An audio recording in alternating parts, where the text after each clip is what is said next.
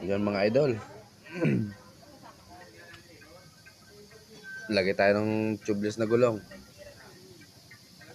gamit ang ating machine.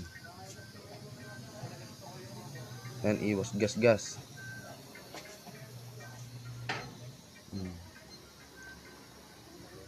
Hindi nasisikwatin ang gulong pagkalas at saka pagbalik.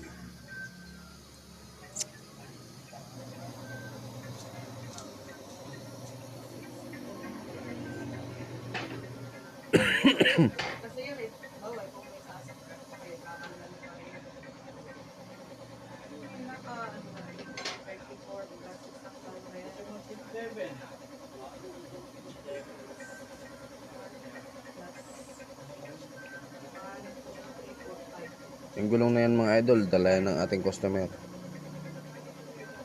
Lalagyan ko na rin yan ng silat kasi libre na ang silat niya kasama na sa kanyang gulong.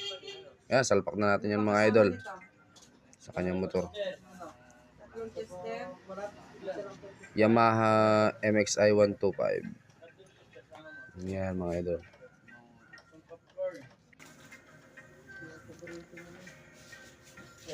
Done na po yan mga idol.